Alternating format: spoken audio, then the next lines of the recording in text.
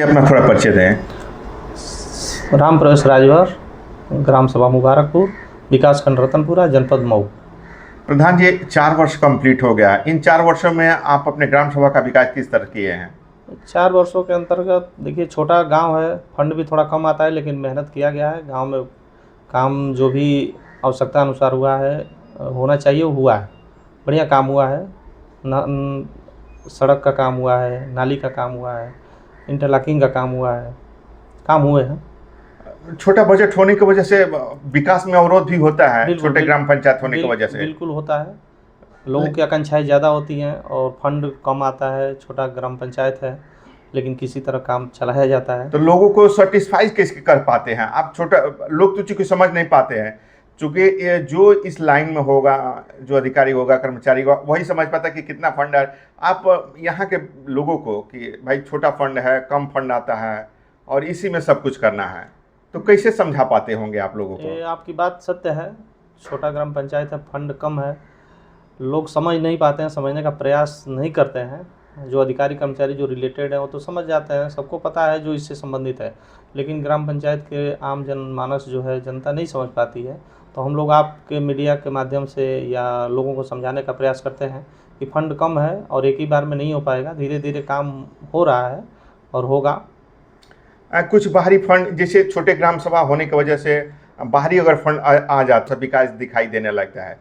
चूँकि छोटा ग्राम सभा होने की वजह से उस तरह का नहीं विकास हो पाता है, बड़े कार्य नहीं हो पाते। क्या इस तरह का आपके यहाँ कोई फंड आया है? नहीं, ऐसा है कि जो भी हमारे सांसद विधायक रहे हैं, बहुत जनता से उन लोगों की दूरी रही है, जिससे हम लोग उनसे भी फंड नहीं हम लोग को रिसीव हो पाया है। कोई भी फंड बाहरी नहीं आ पाता है जिससे गांव का विकास हो सके। 7-8 महीना है चुनाव में। जो भी समय बहुत कम समय है, बजट भी बहुत कम मिलेगा, जो भी समय है। इन 7-8 महीनों का किस तरह उपयोग, आप सदुपयोग करेंगे ग्राम सभा के विकास के लिए?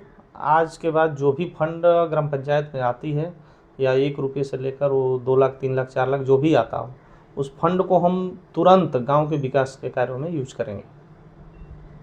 गांव की जनता तो समझती हो कि प्रधान जी ही पूरा ले रहे हैं। इस तरह को समझाना बड़ी मुश्किल होता है। हम कई जगह देखे हैं, गांव की अपेक्षा भी रहती है कि चलो प्रधान जी कोई ये नहीं मरनी में है तो प्रधान जी से पैसा लीजिए। प्रधान जी के पास इस तरह कोई बाहरी फंड भी नहीं आता, सरकारी फंड भी नहीं आता है कि प्रधान जी से इस तरह से पैसा लीजिए। प्रधान जी लोग निजी फंड से अपना वो करते हैं।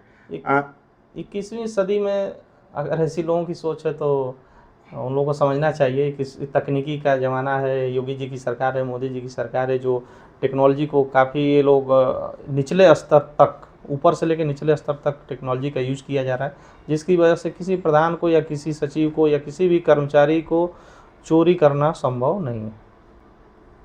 प्रधान जी, लास्ट क्वेश्चन है। आप अपने ग्राम सभा के लोगों ने आपको एज ए प्रधान नियुक्त किया है, तो कुछ कहना चाहेंगे आप अपने ग्राम पंचायत के लोगों को?